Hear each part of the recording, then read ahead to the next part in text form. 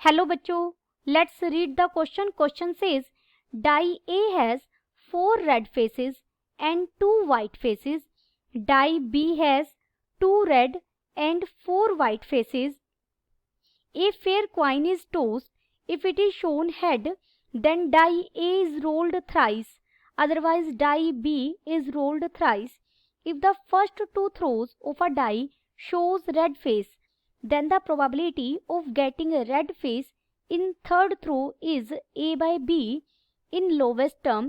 Then A minus 1 whole raised to power B minus 3 is equal to.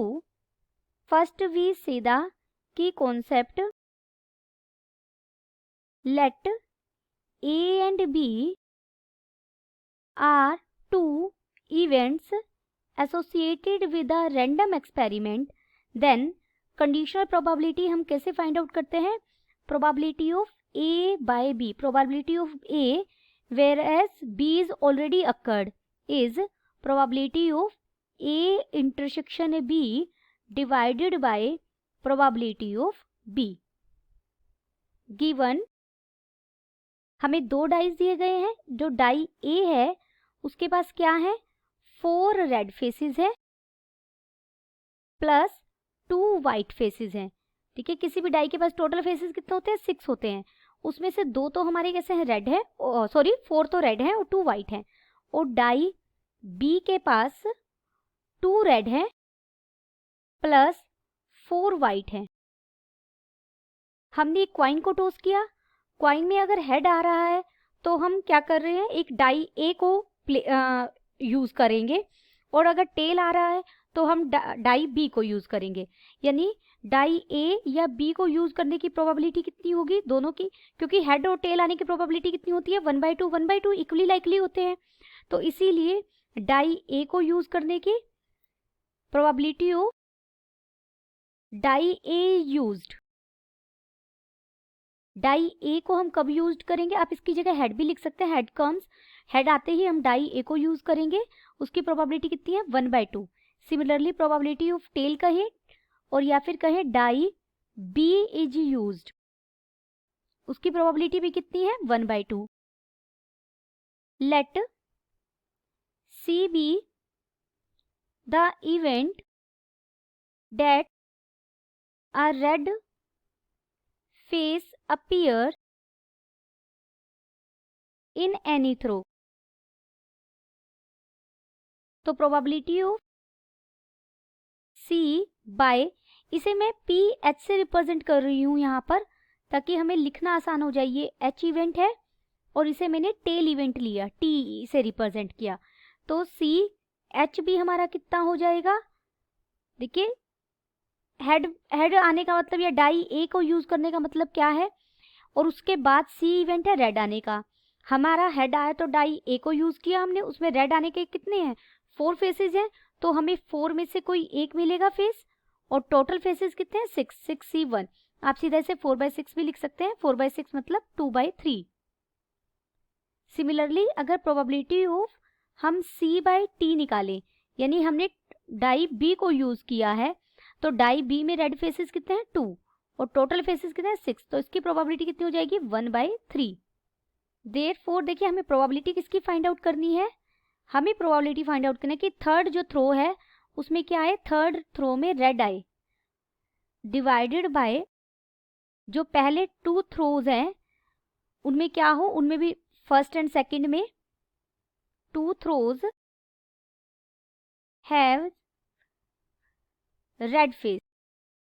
Third भी हमारा red face आए और condition क्या है?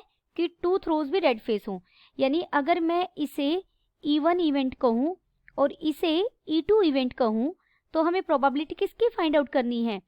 जब भी हम कंडीशन प्रोबेबिलिटी का E1 इंटरसेक्शन E2, यानी जो थर्ड फेस है, थर्ड रेड फेस मिले उसकी पॉसिबिलिटी, उसकी इंटरसेक्शन किसके साथ? जो 2 थ्रोज हैं get red face divided by probability of 2 throws get red face. देखिए यहाँ मैंने पूरे वर्डिंग में लिख दिया. आप इसे पहले E1 और E2 इवेंट मान सकते हैं और फिर probability of E1 bye E2 हो जाएगा probability of E1 intersection E2 divided by probability of E2। Now अब हम probability of E2 find out करेंगे, यानी probability of 2 throws get red faces, यानी पहले 2 थ्रोज में भी हमारे पास क्या है, रेड फेस आई। हमारे पास 2 पॉसिबिलिटी है कि हेड आया, हेड आने की पॉसिबिलिटी कितनी है 1/2। हेड आते ही हम क्या यूज करेंगे, डाई 1 यूज करेंगे। उसमें एक रेड आने की पॉसिबिलिटी कितनी है 2/3, तो पहली बार भी 2/3 और सेकेंड टाइम भी 2/3 प्लस फिर हमने किया, हमने टेल आया तो हमने डाई बी यूज किया। डाई बी में रेड आने की पॉसिबिलिटी कितनी है 1/3 और दोबारा फिर रेड फेस आने की पॉसिबिलिटी कितनी है 1/3। तो ये हमारा क्या हो गया, डिनोमिनेटर हो गया। अब हम फाइंड आउट करते हैं probability of third red face, और इंटरसेक्शन क्या है, पहले जो 2 थ्रोज हैं उनमें भी हमें क्या मिला है 2 थ्रोज गेट रेड फेस। अब हम न्यूमरेटर फाइंड आउट कर रहे हैं, सीधे शब्दों में कहें probability of E1 intersection E2 find out कर रहे हैं। देखिए 1/2 पहले 2 थ्रोज में भी हमें रेड फेस मिला है, तो उसके लिए हमारी कितनी हो जाएगी 2/3 पहले थ्रो के लिए, ये दूसरे थ्रो के लिए, और थर्ड में भी हमें 2/3 मिला है। प्लस टेल कम्स, टेल के लिए 1/2 आया, उसके बाद टेल आया तो डाई बी में रेड फेस आने की पॉसिबिलिटी कितनी है 1/3 इंटू 1/3। अब हम रिक्वायर्ड प्रोबेबिलिटी फाइंड आउट कर सकते हैं, हमारे पास न्यूमरेटर भी है उसका, डिनोमिनेटर भी है। देयरफॉर रिक्वायर्ड प्रोबेबिलिटी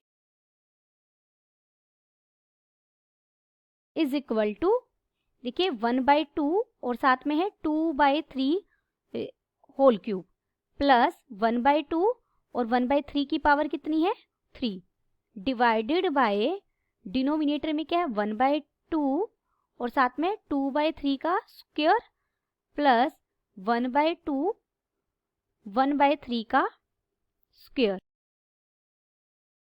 देखिए 1/2 अगर हम कॉमन ले तो कट जाएगा, तो ये बच जाएगा 2/3 cube plus 1/3 cube divided by 2/3 square plus 1/3 square.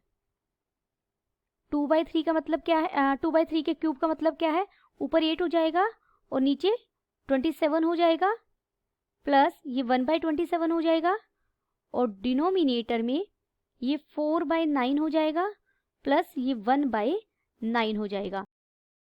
तो ये हो जाएगा, देखिए न्यूमरेटर बन जाएगा 9/27 मल्टीप्लाइड बाय डिनोमिनेटर को मैं रिवर्स कर रही हूँ, ये 9 ऊपर चला जाएगा और ये हो जाएगा नीचे 5 3 और ये इसे 3 पर, तो हमें कितना मिला 3/5। रिक्वायर्ड प्रोबेबिलिटी हमें कितनी मिली 3/5। बट गिवन रिक्वायर्ड प्रोबेबिलिटी, लेकिन ये प्रोबेबिलिटी हमें दी गई है और ये कितनी है is equal to A/B। Therefore 3/5 किसके इक्वल हो गया A/B के। देयरफॉर यहां से A किसके इक्वल हो गया 3 के और B किसके इक्वल हो गया 5 के। नाउ हमें वैल्यू किसकी फाइंड आउट करनी है A-1 raise to power B-3। This is equal to, देखिए A की जगह 3 रख देंगे, 3 - 1 रेज टू पावर 5 - 3, तो 3 - 1 2 हो जाएगा, 2 raise to power 2, this is equal to 2 square यानी 4। तो हमें ये किसके इक्वल मिल गया 4 के। Then final answer is A-1 whole raise to power B-3 is equal to 4. Hope you understood it well. Best of luck.